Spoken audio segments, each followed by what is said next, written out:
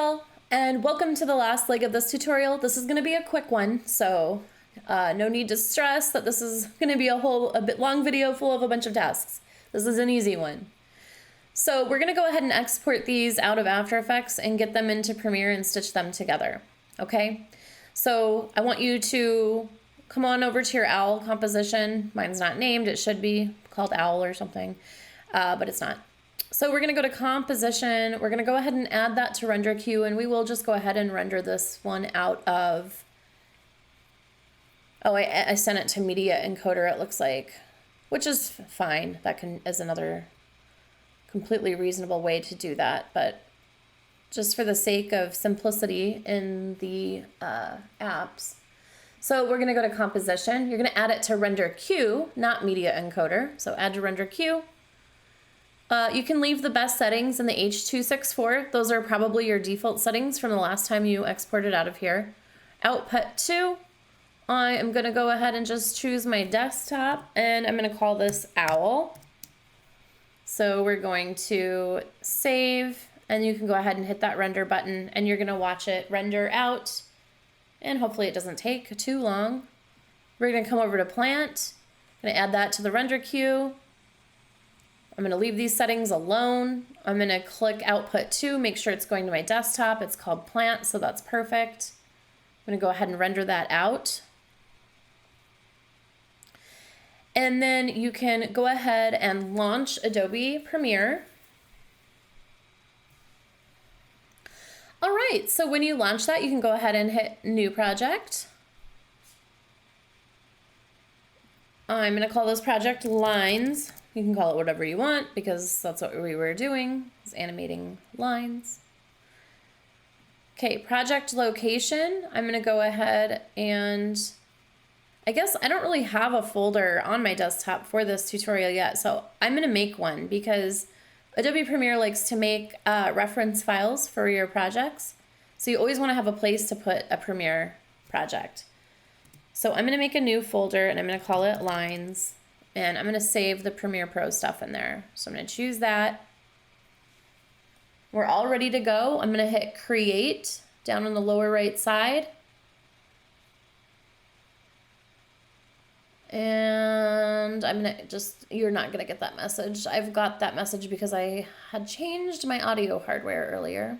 Oh, and then I accidentally clicked on After Effects, so let me go ahead and hide that. Does it not want to hide it?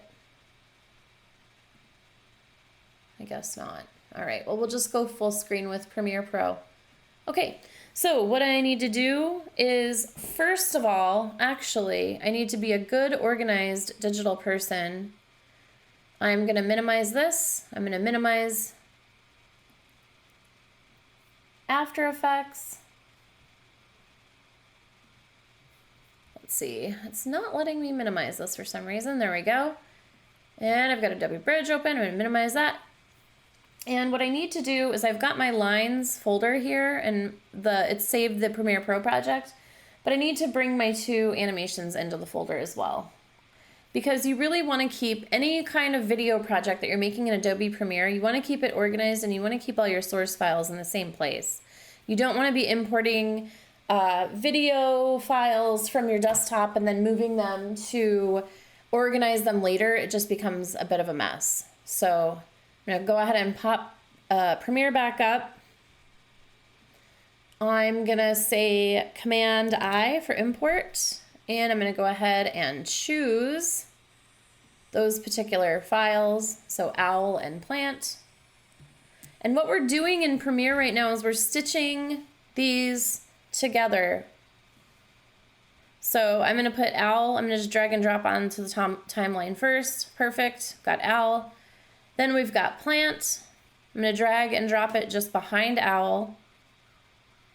Now I want to make plant animate a little bit faster because it's really slow. And, you know, making it faster in Premiere Pro post-production, oh my gosh, that was hard to say. You know, this isn't an ideal way. I probably should have just sped it up in After Effects in the first place, but this is a Band-Aid that you can use in certain situations. So what we want to do is I think you can control click. Boy, I know what the hotkey is, but I can't remember what it is up in the file system.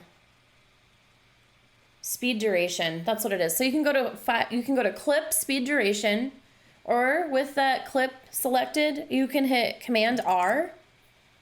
And I'm just gonna speed it up to 150%. You're gonna see it makes the clip a little shorter, and it's gonna speed that animation up.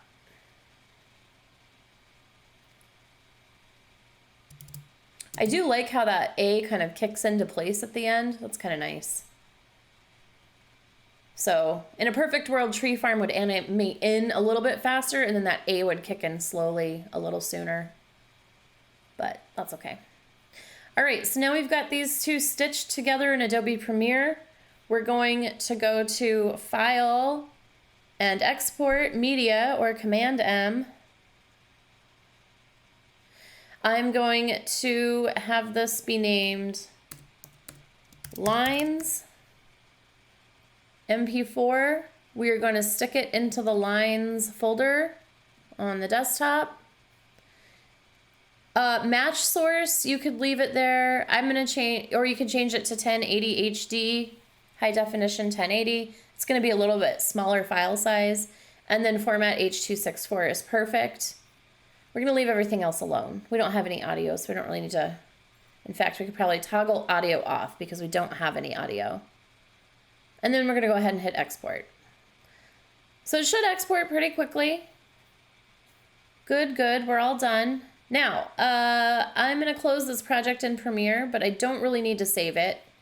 You also don't need to save it. I would check before you close it and make sure that your video is playing the way that you would like it to. So I have it open here, and I see that it's playing just the way I would like it to. So that's good. It's all ready to upload.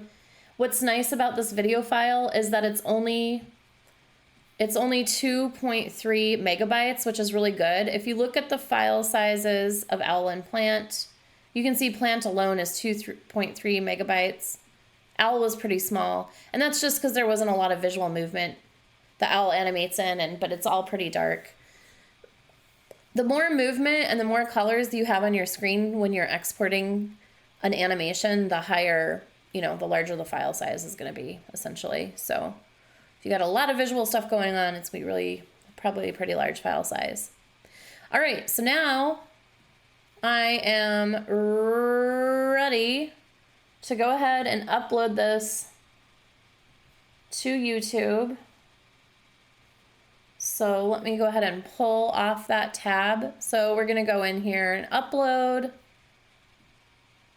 And again, you need to make sure that your settings are set in a way that I am gonna be able to see your video. If you don't want anyone else to see it, that's perfectly fine.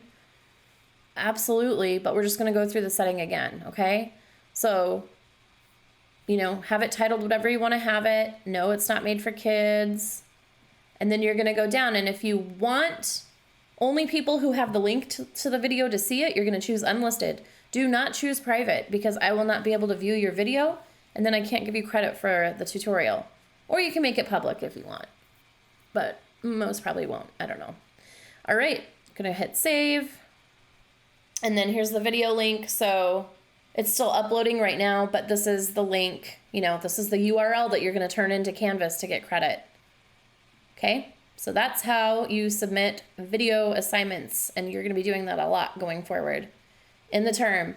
All right, everybody, that wraps the Animated Lines tutorial. As always, if you hit a snag, which you probably hit a snag before you're hearing me talk about this right now, make sure you're reaching out for help. Always, okay? All right, bye.